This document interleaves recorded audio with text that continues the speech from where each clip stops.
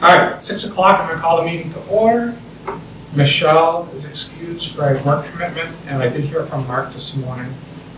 He has professional development that he may not be able to get back here in time for. So he was going to be, he may show up, but it didn't look good as of this morning. All of the board members are present. First up, we have the March 25th public meeting minutes. Any edits? Make a motion to accept March 25th meeting minutes. Second. All right. All those in favor of the motion say aye. Aye. Opposed? Minutes are accepted. The next meeting is May 13th at Belmont Elementary School. Which is what? It's over a month away. We do not have a second meeting in April typically because of school vacation.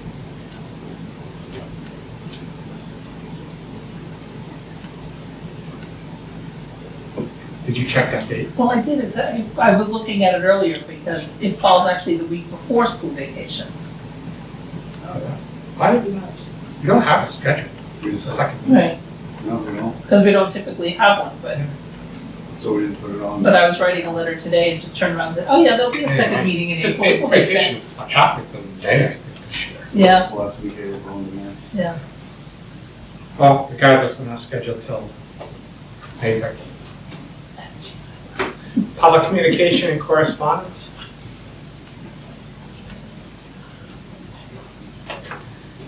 All right, next up is future NHSBA visit. So, not every year, but some years we have Christina come from the School Boards Association. A lot of times it's to talk about new board member orientation, rules and responsibilities of board members. We have one new board member, but I personally still think there might be value in having him come. I have reached out to him already just because I know his schedule is crazy. And he has availability on May 13th, so he could come our next meeting if we are interested. I've already kind of in my head jotted down some areas of interest that I have personally, including board goals for this year, some basic information about board responsibilities,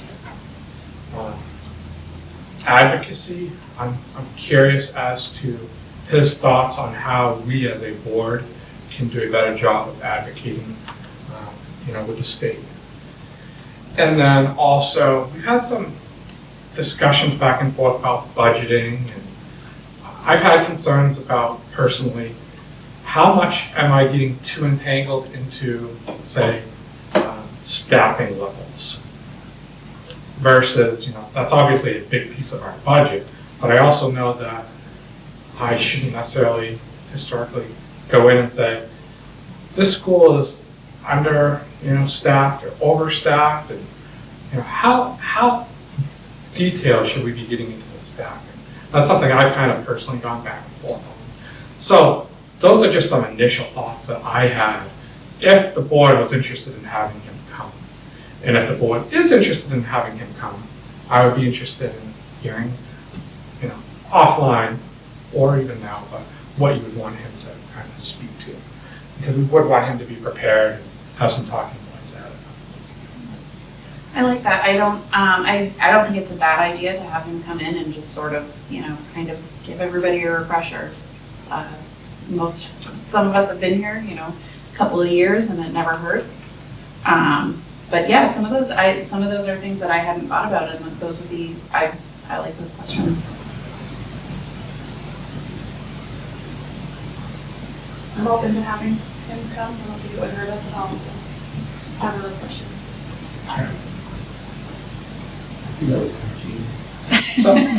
So typically what we would do is we'd have him come. He's entered. Right at 6 o'clock, let him start, let him get out of here. Maybe use like an hour of his time or so. So if that sounds good, it sounds like for the most part we're in agreement.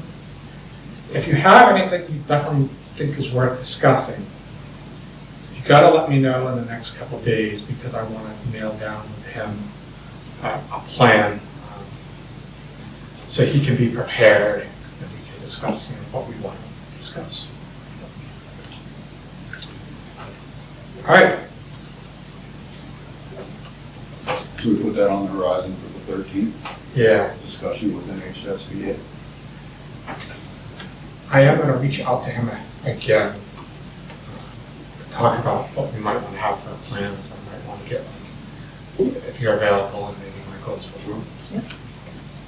All right. Next up is the business administrator report. So in the board packet, I provided you with a general fund report.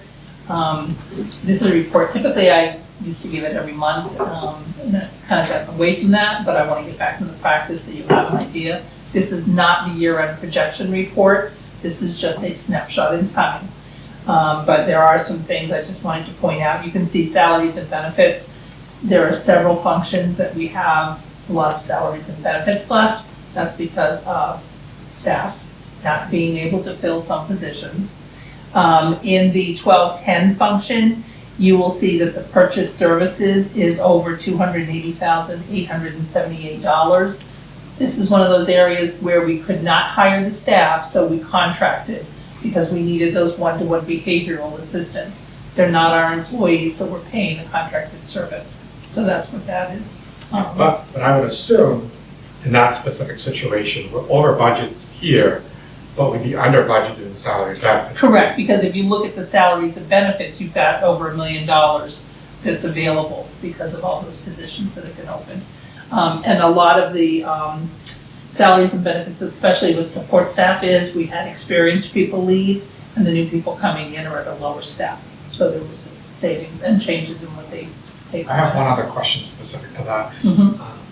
Can you explain what makes up, when it comes to salary and benefits, across all lines, but salary and benefits, what makes up the encumbered salary and benefits versus the available salary and benefits? Okay, so the encumbrance in our payroll system, I would put you in and say, okay, this is the salary that Sean's going to make for the year. These are the benefit costs, and we encumber the payroll. So we know going out what we're going to spend. So everybody we know that's currently working. Everybody that has a contract or a letter of employment, we have them in the system with their benefits, so we can encumber them. Now, that doesn't include, like, if you're gonna get overtime, I wouldn't know that. Yeah. But we just do it based on the number of hours that you're on. And then the available is just what's left over. Correct. Yeah.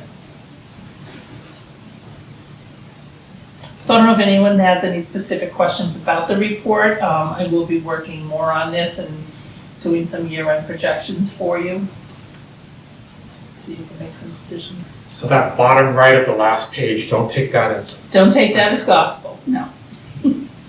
Yeah, we haven't gotten the vocab bill for, they used to send us the estimate so I can encumber that whole amount. They didn't do that, they don't have to do that anymore.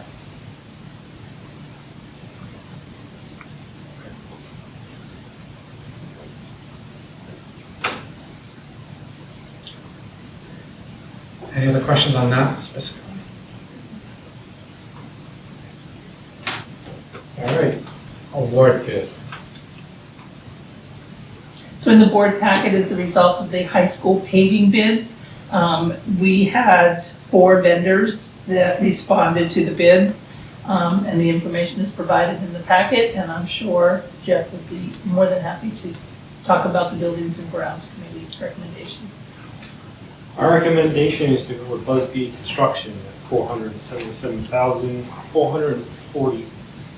Sorry, I said that wrong. It's a long day. But yeah, we go with Busby. And can you explain the difference in what we're taking from the expendable trust versus the operating budget? Yep, so we use the CIP for buildings and grounds, and what we do is we plan out the different projects, and we've got those broken out by year, and we come down to a total of what the projects are going to be for that fiscal year. we try to budget $100,000 in the general fund, and whatever the excess is, we look to take that out of the expendable trust fund.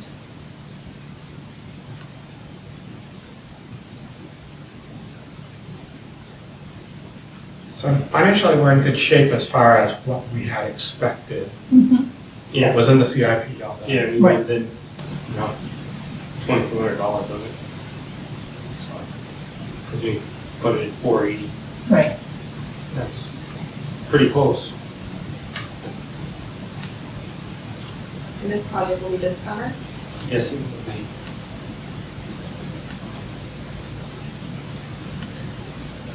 So this is up for action. I make a motion to award the bid to fund the construction in the amount of $477,440 Second? One quick question I forgot to ask earlier, but that includes contingencies and Yeah, Other- that includes everything, Mhm. the drainage, subsurfaces. like if there's unsuitables or whatever. Yeah, Yeah. there you There's It allowances for that. has, it has everything in there. It covers everything, Oh. right down to the striping of the parking lot afterwards. It's gonna all be done.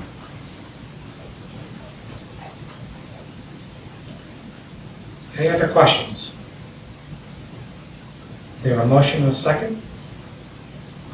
All those in favor of the motion, say aye. Aye. Opposed? Motion passes. And a couple of requests for hearing dates. So as I talked to you about last board meeting, we have some kitchen equipment at the middle school. The booster for the dishwasher needs to be replaced and it's required because of sanitation. That's $5,479.83. So we're looking to schedule a public hearing to withdraw that from the expendable trust, which was created last year and that we had put some funds into.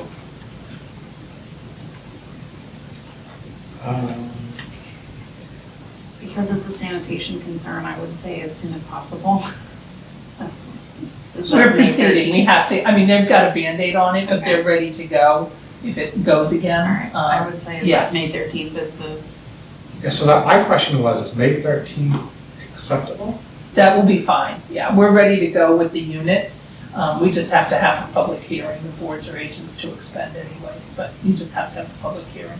so there is currently a fix in place? Yes. Okay, Yes, just making sure. we're not jeopardizing any Okay. students. Thank you. All right, and then we also have the building. Oh, let's just do that one first. Do that. That's up for action. I would propose we go with May 13th Mhm. at 6 o'clock, basically right before our board meeting.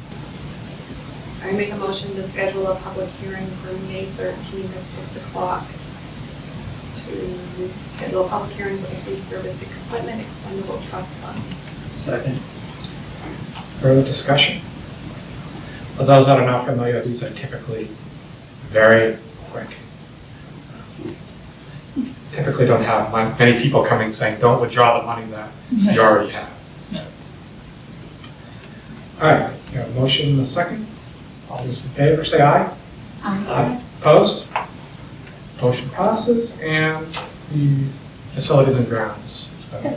And again, in order to have the funds so we can move forward with the project, we need to have a hearing to withdraw the funds. Same thing, Busby's fine, the May 13th date, or, I mean, this. Yeah, we're gonna go ahead and issue the purchase order for the contract to award the bid. The public hearing is just a formality. Make a motion to schedule a public hearing on May 13th for faculties and grounds expendable trust fund to award the contract for the EHS paving project. Second. Get the second, Brad? We'll find out later. It'll be a fun game. All right, further discussion. All those in favor of the motion, say aye. Aye. Opposed? Motion passes. So both of those will be on the 13th before our Correct. regular board meeting. Yep. All right. New business, we have soliciting feedback on current grading practices. So I will start. You got that? Moody.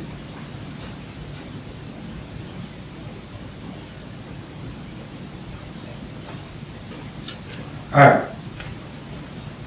Current grading practices. I received feedback from one individual that had a number of questions that they would propose. That's kind of all I had. I actually didn't have any questions of my own thought of either. Spoke a little bit with Michael and Alice, and so one, if we want to get this information, which I think would be good information to hear, one option is we could propose some questions to our student leadership, high school student reps, to gather information from students. Not opposed to them asking teachers either, but that's really up to their discretion. And then we could utilize the building leadership team structure we already have in place to solicit feedback from teachers. I don't know if that plan sounds okay to folks. The questions I have already are good questions. Didn't put them in the packet. I can forward them to folks so you have them. But I'd like to kind of move on this and get the information out to the building leadership team and our student reps in the next week or so that we can give them plenty of time to gather feedback, and then maybe we can hear it on the 13th. Thoughts on that plan? Sounds good. Yeah, I would just like to see the questions that are being asked, just to. That sound good? Yep. We'll send me the questions and I'll get them out there. So I will forward you some questions I already have. And if you have any concerns, reach out to me individually. But the questions are good questions. I didn't see anything that was terribly missing. And in a week or so, I can reach out to Matt and yourself and get those asked. And then we can get some type of like informal update. Plan for the 13th. Sean, is that the We question? have to go a little bit longer. We have a second meeting, right?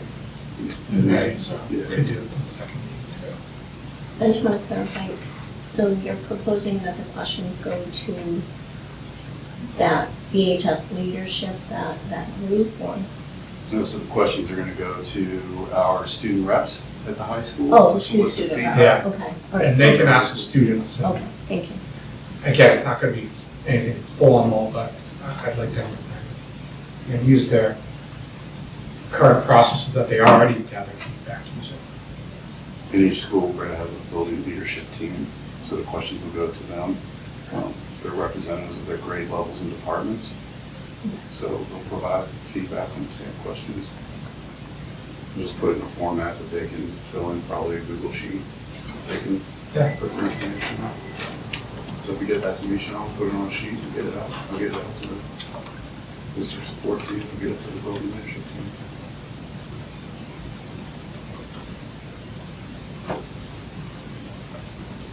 anything else on that topic? Okay. Continuing business, we have the Lakes Region High School Consortium Agreement. And it was in the packet too. It was, it is, I should say. Hope everyone had an opportunity to read it.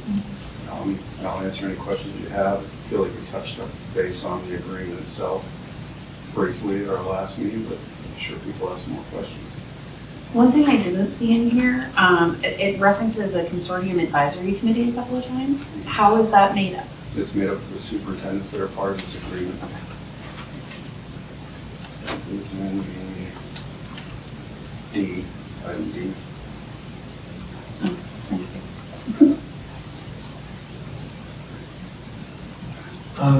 Under student eligibility, talk about 51% of the time at their local sending district. I assume, like at our high school, the Hewitt kids who might be gone, I don't know how long, almost half a day, would they still fall under eligibility? And then I guess my follow-up question would be, couldn't we then have students that are barely at high school at all, between their morning at Hewitt and then their afternoon at another location? I don't know if that necessarily would work schedule-wise, but they would miss a full day. And these are logistics that we're still going to work out. But the Hewitt classes are considered a scheduled class, so those students that are going to Hewitt are enrolled full-time, 100%. So Yeah. we don't look at Hewitt as a separate enrollment percentage of the day. I have a question about the transportation piece of it. I know it said that transportation would be on the student or parents. Some of these schools are pretty far apart, and I don't know, scheduling wise, if all of the high schools are doing the same scheduling that Shaker Regional is with the block scheduling and such. And if a student were traveling, say like a half hour to an hour to one of the other schools, how would that impact their day, or have that, like, would they be excused from school to travel from one to the other? Yeah, and those are the logistics that we need to work out. The initial thought is that taking courses the first block of the day and last block of the day, so students are either leaving from their home to get to that first block class, because most of the schools are on block schedule that are on this list of high schools. They may start at different times of the day and end at a different time of the day. However, if a student could leave from their home to another high school and take a class that first block, so they'd be there on time for that first block, and then they would travel back to their local school and might have a guided study or study hall on that second block, similar to what they do for the Hewitt runs. And then the last block of the day where a student will be able to leave early to get to another high school for that last block of their schedule for that, and then home from there. So these are all logistics that we have to really work out. And that's my next step, is meeting with the high school principals that are on this list and start talking about the logistics behind it. But initially, to get it up and going, it would make the most sense to be able to look at the first block and last block of the day to access these other high schools. Yeah, and my questions were the logistics. Even if they were going to the last block, would they have to be excused from their class in Belmont to get to Multiborough? Yeah, potentially. We have to be flexible by all means.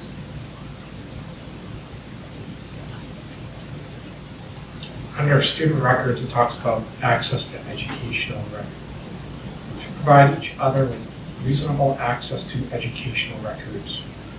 Does that include behavioral information too? Is that part of the educational record? And this is more about grading. You can see there that any discipline is the responsibility of the receiving school. Yeah, so But it's a collaborative effort. okay. I did see that as well, so I didn't know if it fell under which one. But I guess I would have concerns about sending districts to us who are receiving students where they potentially cause disruptions in our own school. Yeah, so the conversation starts right off the bat. So it's not a free-for-all. It's conversations between the principals of the two schools and the superintendents. You have to agree for that to happen. So that would happen. But as for student records in general, all of their records are not accessible to another school or school district. Similar to our students that go over to Hewitt, the grading practices, that communication happens back and forth, and student information like Contact information is available to Hewitt and any other high school, but as for discipline records, those aren't made available. Those stay within the district.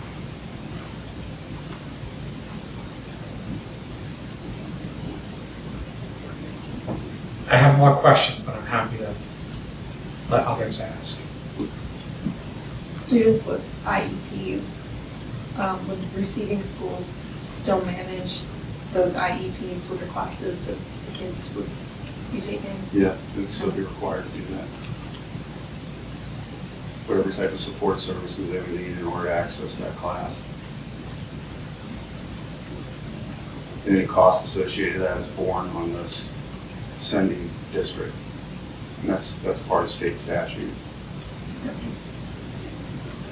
I know this isn't like directly in here, but do our high school teachers, are they on board with this, or? Again, it's initial conversations. Brian McNabb, president of SREA, has seen this agreement. He hasn't raised any flags with it at this point. I think the proof is in the logistics, how that's going to work. Right now, we're looking to have an agreement that will make this happen and open up our high schools across the region for students to take courses. Will teachers be involved in the logistics piece of it at all? Just any voice in there? I would think so. Again, we have to work this out, Jill. But honestly, this is the first step. This is going to give us an understanding as to who's willing to make this work, because that's what we're going to do. Teachers will be involved. They're going to have to be because they don't impact their classes.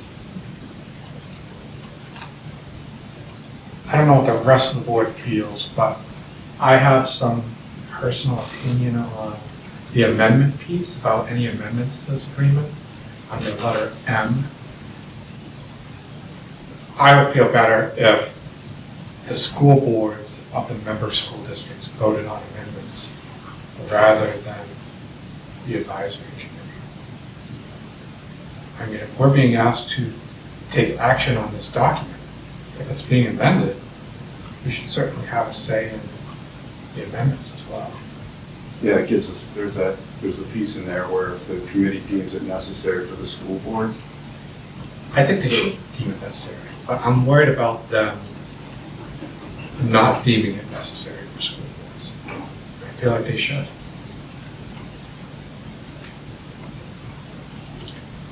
I'm a little concerned about that piece. I will tell you that if there's a significant amendment that happens to this agreement, I'd be bringing it to the board, and I'd be recommending that to the committee. But any type of minor amendments, that might not come to a school board. But anything that makes a significant change to this agreement would be brought to the board. I feel that's appropriate to do so. And I clearly be sitting on this committee. Have any boards signed this yet?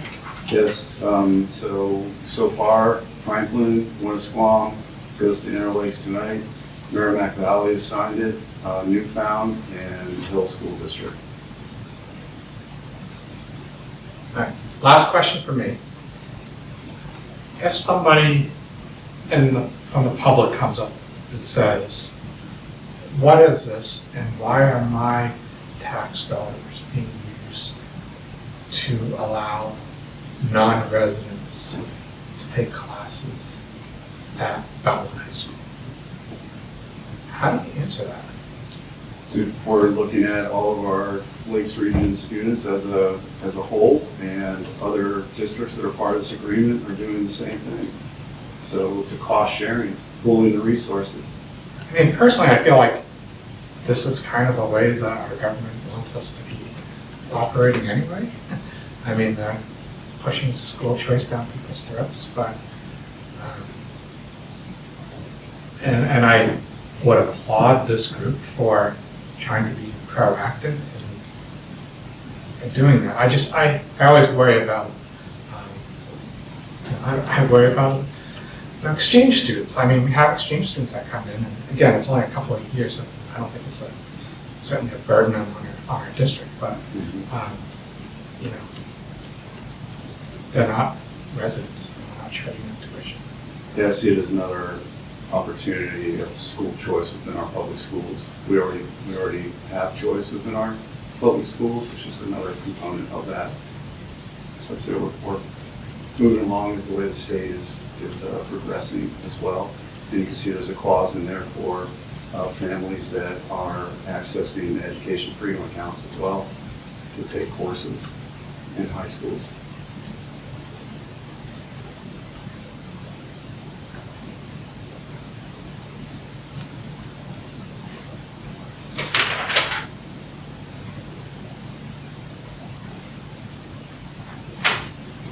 This is up for action. Make a motion to authorize the superintendent to sign the Lakes Region High School Consortium agreement. Or is it that wrong? Second. Again, it's gonna be a fun one when we get these done. Second by Caitlin. Further discussion? All those in favor of the motion, say aye. Aye. Opposed? Motion passes. Thank you, everybody. Really excited about this. All right, next up is the Jaffrey-Rindge follow-up information. So I had an opportunity to speak with Superintendent Duncan from Jaffrey-Rindge School District, following up on their school board presentation at the Delegate Assembly, specifically around their child care arrangement for their employees, as well as newsletter and how they get that out. So I'll start with the daycare. The daycare, they were able to put that in place. They started off with a grant that allowed them to start the program. It's for current school employees that are in the district. And they had 2 open classrooms that they used end of year unexpended fund balance to renovate, to establish it as a daycare setting. And then they started to bring in around 16 students. It's about where it is at this point as well. They budget each year $170,000 in their operating budget to run the program. That's offset by the fee, which is around $600 for a $600 per month for an employee to pay for the daycare setting. So on average, it costs their district about $90,000 per year to run this daycare program. They have 3 full-time staff that they pay, as well as support staff. They also pay students to be part of the program. They can either earn an extended learning opportunity credit and also get paid for it. So that runs really well. It's absolutely fantastic for their for the morale in the school district. People feel that they belong and they're being taken care of. Even those staff members that do not have children that are in the daycare setting. So it's running great. There's a cost associated with it. Just have to feel willing to fund it. And that's really the information they're providing. Any questions on it? Funding aside, space, do we have space? We do not. That I can think of right now, unless other people might be able to, but we don't have open classrooms, particularly ones that could be renovated to add in the different plumbing that would be necessary, because you have to have the smaller toilets, smaller sinks, changing tables and so forth. So space-wise, I'm not seeing it in our schools.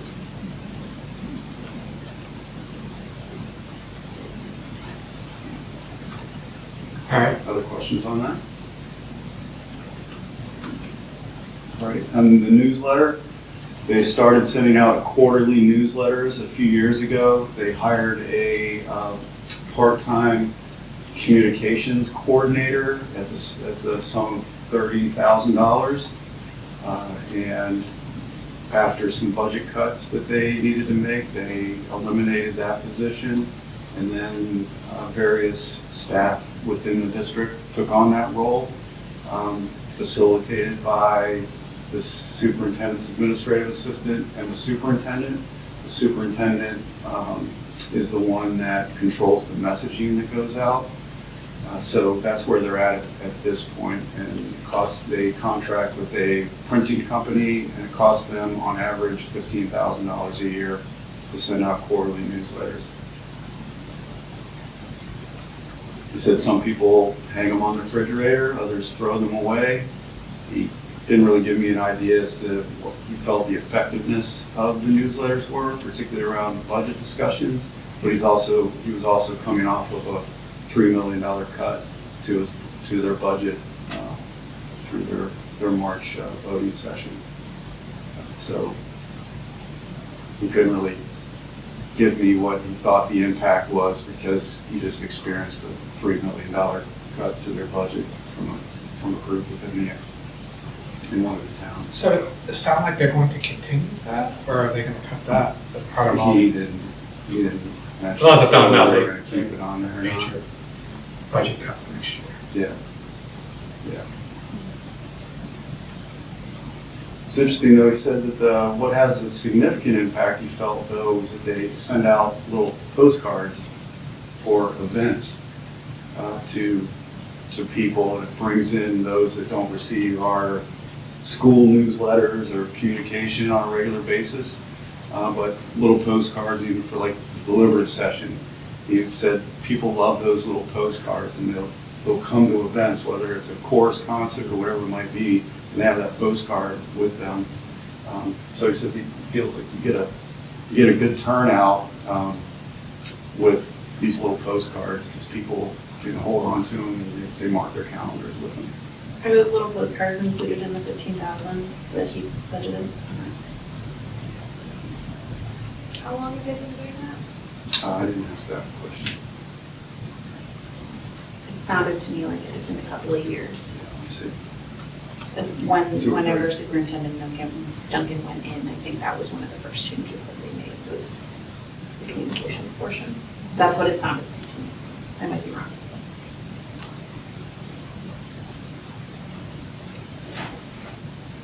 So if we want to move forward with either one of those, I think we have to talk about them during the budget process, because there's costs associated with them.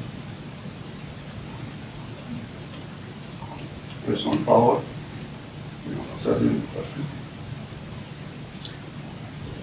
Not really related, but does fall under communication. I don't even know if I'm aware of events taking place at our schools. I have a child at the high school, so I get the high school newsletter. Way back, I remember I used to get all of the school newsletters. I don't know if they go out on a weekly basis, a daily basis, or what. I'm not advocating that we fill all the board members' inboxes with newsletters, but I feel like we should all kind of get the school ones at least. Yeah, if the board wants to, we can put you on that mail list for all this. I think they clean those lists up every year, and so I do think it's something that we have to request every year as well. But I mean, I used to get the Canterbury ones, Belmont Elementary, and I don't have any idea what's that. Yeah. So, Just let me know, shoot me an email, let me know if you want to be on it, and we'll put you on it. okay. Okay. So it sounds like from here on those specific topics, we kind of sit with them for a little while until we get to the budget development Sure. area.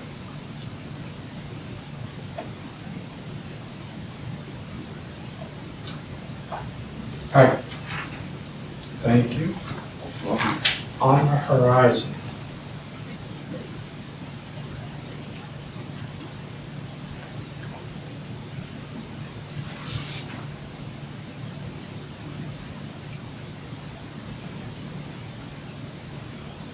So add there the 13th. Yep. Looks like it's gonna be a long one. What's I was that? looking at Looks like that. it's gonna be a long one. Yeah, I mean, we can consider moving stuff to the following meeting as well. You know, Dick, We won't have a transportation contract. It will not be the youth risk behavior survey. Or, It will? yes, It says even years. because that would be for our last Ah. illustration of those. The report is from even years. I believe so. I'll check and see if that's going to be It's like available. 2025 is definitely an odd number. It doesn't- Yeah.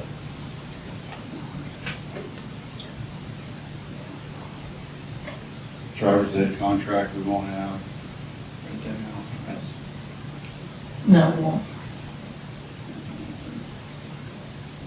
It's not a wellness report. Oh. So there's some things on here that we just won't have. It's not that bad. No.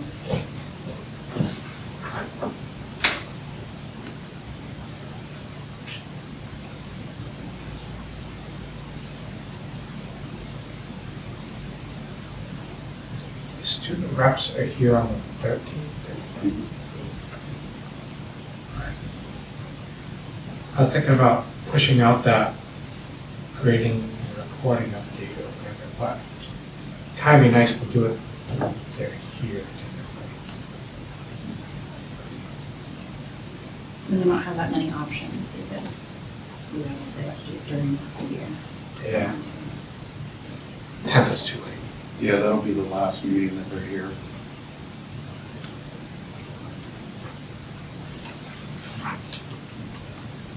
All right. Anything else? All right, moving on. We have the volunteer list. Make a motion to accept the volunteer list being noted section. All those in favor of the motion say aye. Aye. Opposed? Motion passes. Enrollment report. You can see for April 1st, our district total is 1,112 students. You can see that that is down from our previous report in March. And the majority of that decrease is because we had some early graduations.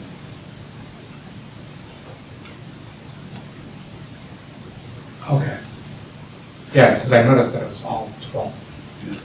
Yes, we had some seniors that finished en route at the end of the first semester, so that's reflected in this enrollment number.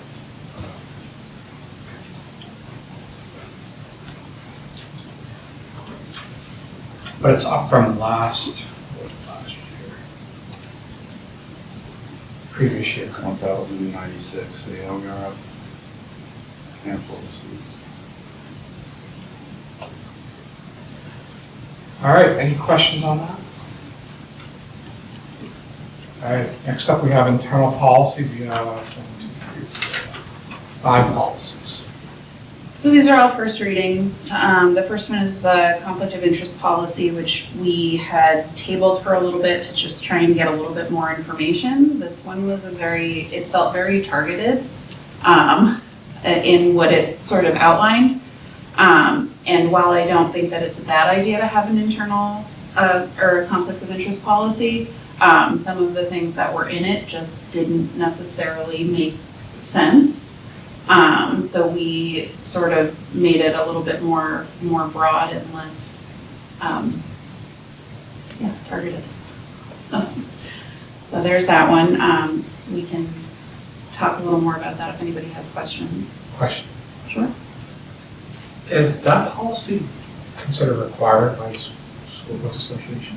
No, Is there a sample policy? no. Not even a sample. And we also looked at other school districts that don't have this policy as well. I'm a little surprised.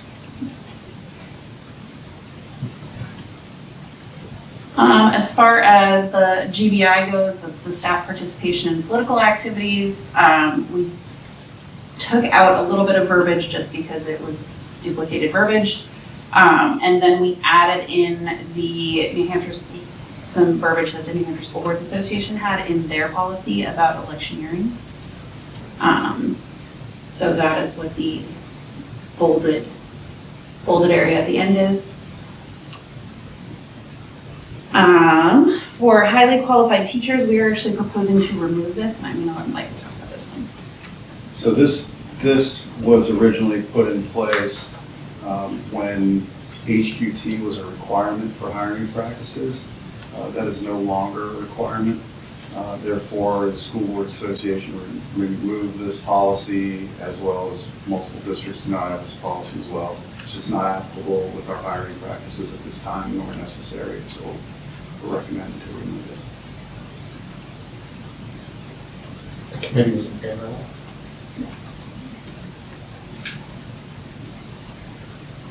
Next up is GCF, which is our professional staff hiring. We did add a little bit of verbiage that, again, was in the New Hampshire School Boards Association policy that we felt was important, or was not, some of it was in the New Hampshire School Boards Association policy. We did add a line, such presentation will occur on or before the April 15th of each school year, because that's, we do that before April 15th of each year. Just to add a little bit of clarity there. Any questions there? All right, and the last one is field trips and excursions. This one, there was a lot of discussion here, and we did actually make a little bit of updates on the overnight trips and international travel, but the bigger portion that's going to be altered is going to be the rules and procedures. So that is tabled right now. We're working on that, but the overnight trips and the international travel, just sort of bringing it in line so that it actually works with what we actually practice. Yeah, I mean, I think the line crossing out overnight trips is just unneeded. And it's not something we're doing anyway. So. And then strike through an overnight in international travel section is contradicting the process for approval in the paragraph prior.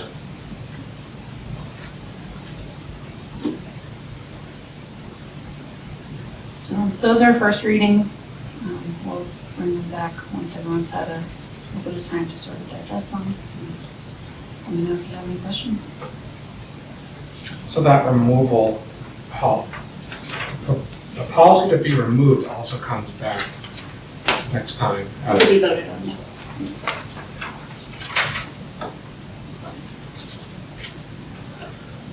All right.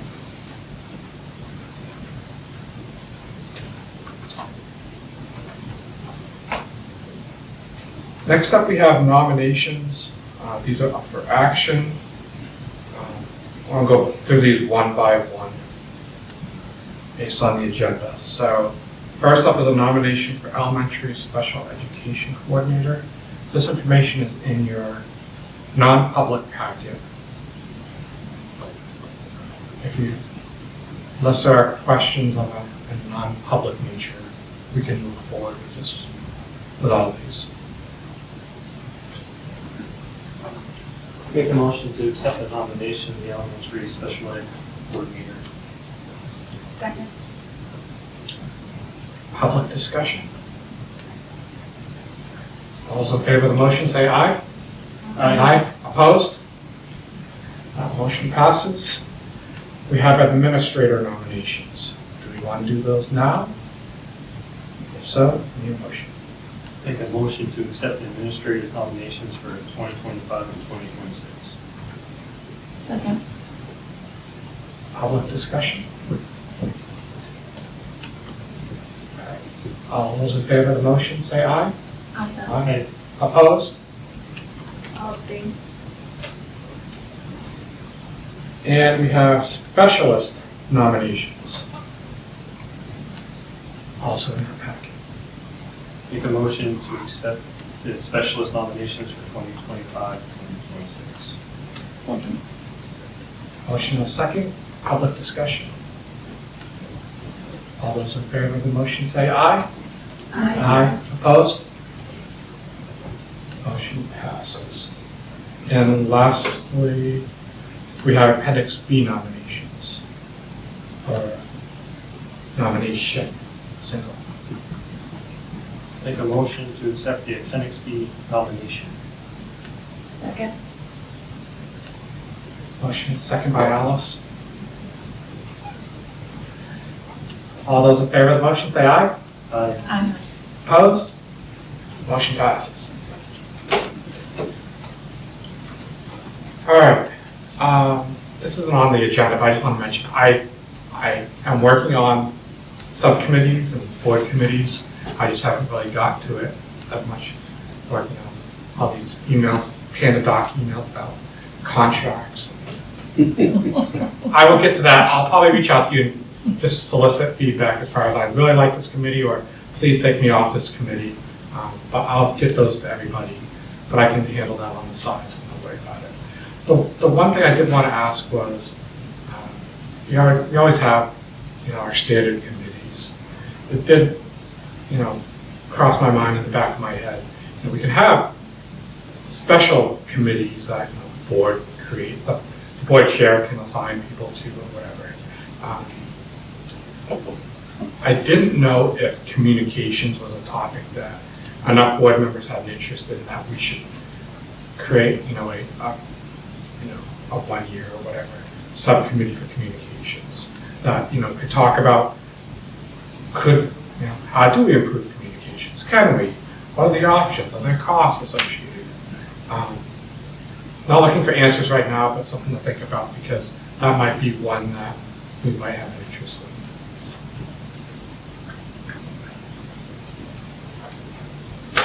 All right, public communication correspondence. I think I hit everything right. All right. I will. Is it the non-public meeting minutes in public? Is it just minutes? Yeah. If we have any, we can do those in public if there's nothing to discuss. Make a motion to accept the non-public meeting minutes for March 25th. Second. Questions? Changes? All those in favor say aye. Aye. Opposed? All right. Make a motion to adjourn. Second. All right. Thank you.